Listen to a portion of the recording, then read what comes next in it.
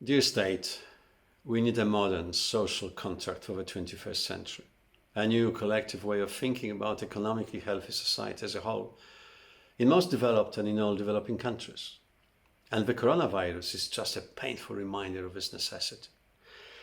We clearly cannot continue loading so much burden on individuals in today's going-on economy, driven by globalization, demographics, technological disruption, and environmental pollution. We have to recognize that rising cost of housing, education, and to the greatest extent healthcare bring unbearable risks to many families exposed to wage stagnation, less employment protection, and more pension responsibility. No, I don't give up in any way on capitalism and free market as historically the most productive operational system, and democracy as the best and the most mutually respectful decision-making process. But somebody has to mitigate the fallout from all these uncertainties and risks for individuals. And it has to be you, the state. Carrying so much load alone is simply unsustainable, especially for the hardest and the most competitive performers. This modern social contract has to govern future relationships between business and state institutions to protect citizens by reducing their individual responsibility for radically uncertain outcomes of living with increasing longevity, as employees, as consumers, as savers, and as entrepreneurs. We have to reach much deeper into the way we deal with each other.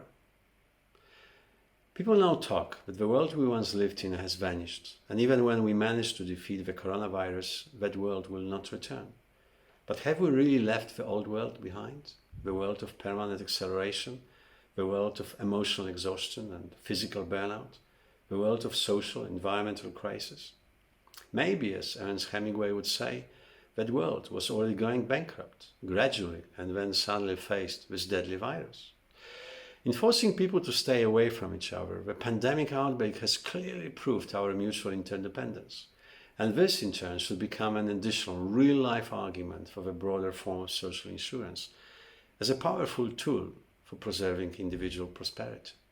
No, it doesn't mean that I promote the concept of big government, because all small ones are already consuming too much debt. No, only try to encourage people to seize this unique moment to force you, the state, to become much smarter, to find new ways to make better use of our limited economic resources, to fight an already well-rooted social virus, attacking individuals with fear of living in the future.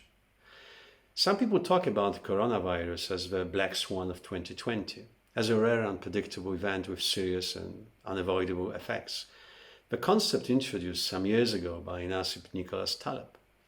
Some others, like Nate Silver, argue that the current health crisis should not be considered black swan, because it was not so improbable, and it would be better described as a fat tail kind of black swan, with fat tail referring to a statistical scenario in which extreme outcomes are more likely to occur. Michelle Walker has a very different zoo name for this pandemic. She calls it a grey rhino, her own term for events that are obvious, visible, coming right at you with large potential impact and highly probable consequences. And she considers the black swan theory only as a convenient narrative for authorities who want to wash their hands of unforeseeable calamities when there were plenty of warning signs. Paying attention to the grey rhino, she argues, would be a far better use of our time than retroactively spotting black swans. But please, allow me to reach for both metaphors to make a very different point. Our individual life has been full of black swans and grey rhinos long before the current pandemic. Yes, today the risk of burnout have become much more acute and visible, at least for some people, harming the mental and physical immune systems. But in normal circumstances, anyone can burn out in any job at any time, for any personal or professional reason, at any stage of life. Yes, I do believe that our fight against the coronavirus is more traumatic than the disease itself. And I have many smarter people standing behind this view, like Dr. Katz, the founding director of Yale Griffin Prevention Research Center. But at the same time, I don't believe that we, as societies, take sufficient mutual responsibility for our individual economic comfort. So please, dear state, accept your conceptual and politically challenging role of a truly smart insurer of last resort.